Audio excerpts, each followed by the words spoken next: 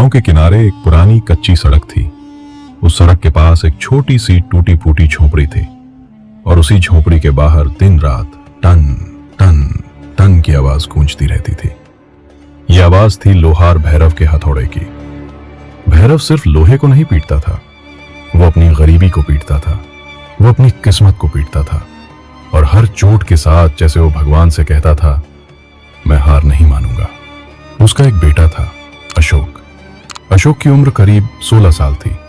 चेहरे पर मासूमियत थी, लेकिन आंखों में एक अजीब सी गंभीरता, क्योंकि उसने बचपन से खेल नहीं देखा था, उसने सिर्फ संघर्ष देखा था।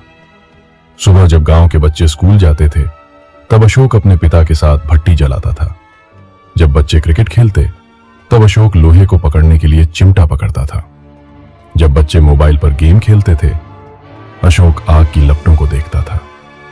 और एक दिन उसने अपने पिता से पूछा, बाबा, क्या हमारी जिंदगी हमेशा ऐसी ही रहेगी?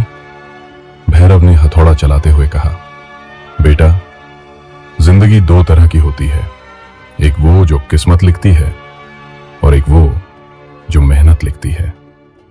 अशोक ये बातें सुनकर चुप सा हो गया। भैरव ने फिर कहा, और हम जैसे लोगों की किस्मत हमारी मेहनत ही लिखती है। उस दिन अशोक ने एक फैसला किया। वो गरीब पैदा हुआ था, लेकिन गरीब मरना नहीं चाहता था। उस दिन से मानो एक अजीब सी घटना की शुरुआत हुई। एक रात आसमान में बादल बहुत अजीब थे, कुत्ते लगातार भौंक रहे थे, हवा में ठंडक थी, लेकिन अजीब सा डर भी था। अशोक सो नहीं पा रहा था। तभी उसने देखा कि उसके पिता बाहर बैठे थे, अकेले, चुप, जैसे किसी गहरी सोच में। अशोक बाहर गया और बोला, बाबा, आप अभी तक सोए नहीं? भैरव ने धीरे कहा, अशोक, क्या तुम्हें कभी लगा है कि हमें कोई देख रहा है? अशोक डर गया और बोला, क्या मतलब? भैरव बोला, पिछले कुछ दिनों से मुझे लगता है जैसे कोई हमारी भट्टी के पास खड़ा रहता है, लेकिन जब मैं देखता हूं तो वहां कोई नहीं होता। अशोक इस बात पर हंसने की कोशिश करता है, लेकिन फिर वो चुप हो जाता है। पिताजी, शायद आपका यह भ्रम होगा। तभी भैरव ने कहा, काश ऐसा ही हो। अगली सुबह जब दोनों भट्टी खोलते हैं, तो एक अजीब चीज दिखाई देती है। भट्टी के पास की मिट्टी पर बहुत बड़े पैरों के निशान, इतने बड़े कि किसी इंसान के नहीं हो सकते थे। अशोक के हाथ कांप गए। बाबा, ये क्या है?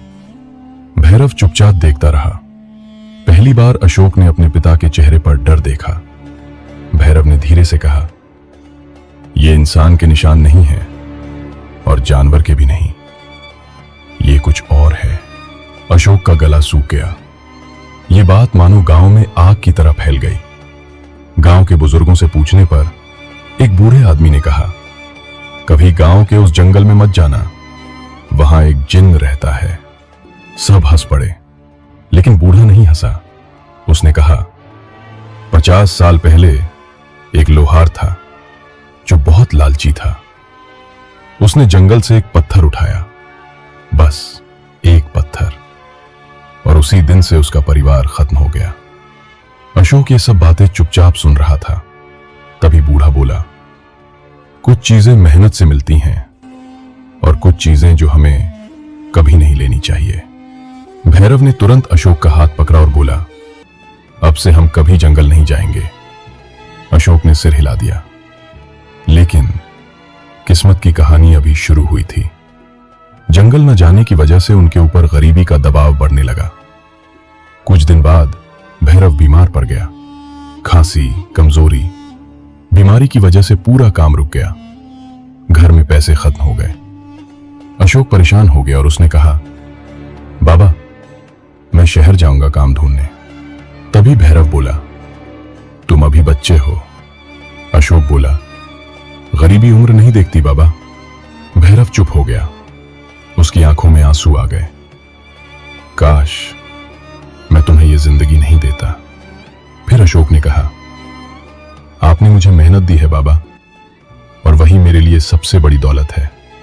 उस रात अशोक अकेला भट्टी के पास बैठा था। तभी पीछे से आवाज आई, तुम मेहनत जानती हो, अशोक जम सा गया।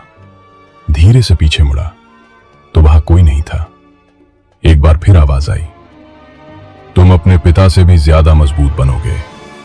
अब उसकी सांस तेज हो गई। वो बोल पड़ा, कौन है? हवा तेज हो गई। भट्टी की आग भी अचानक तेज हो गई। और फिर अशोक ने देखा, भट्टी की आग में एक चेहरा काला लंबा सा दिखाई दे रहा था, जिसकी आंखें जलती हुई दिखाई दे रही थीं। अशोक ये देखकर पीछे गिर गया। आग से आवाज आई, डरो मत, मैं तुम्हें नुकसान नहीं पहुंचाऊंगा। अशोक कांप रहा था और फिर कांपते हुए बोला, आप कौन है?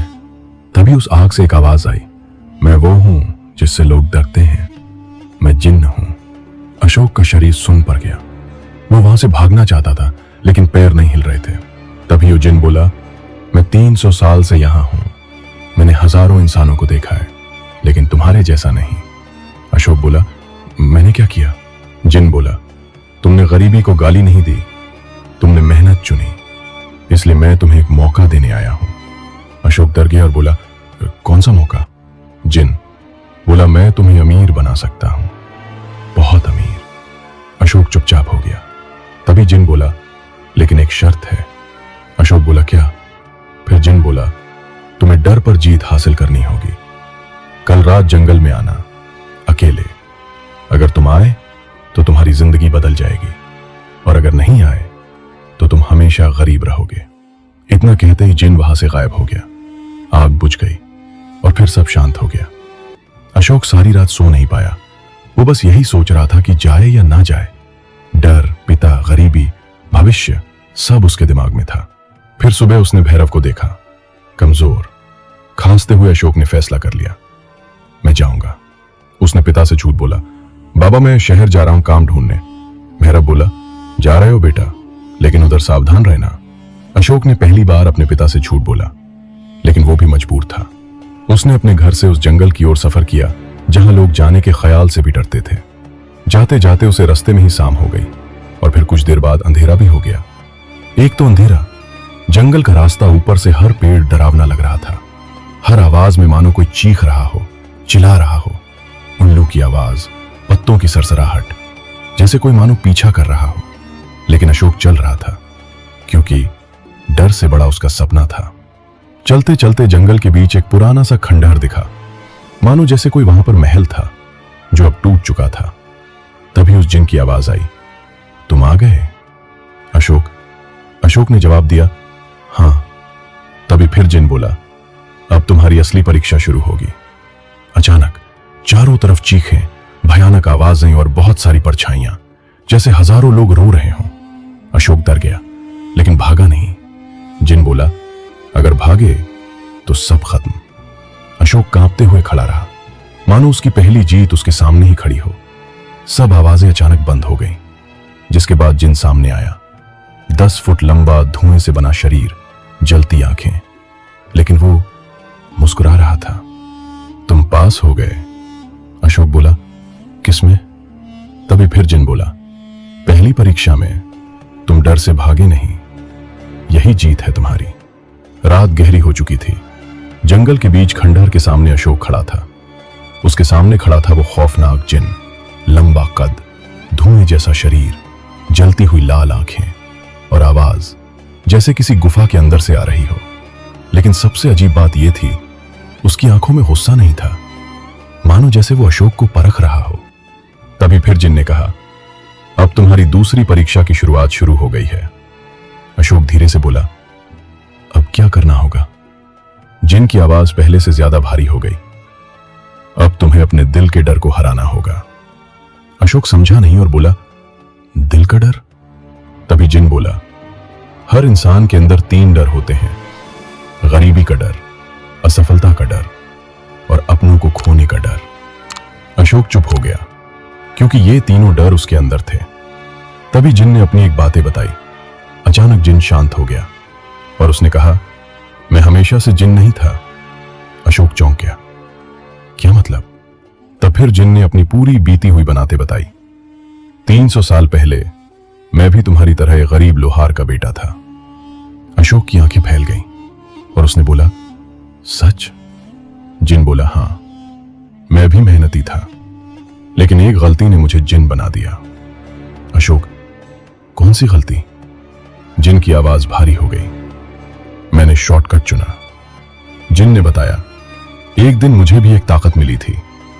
उसने कहा था, मेहनत छोड़ो, शक्ति ले लो। मैं मान गया।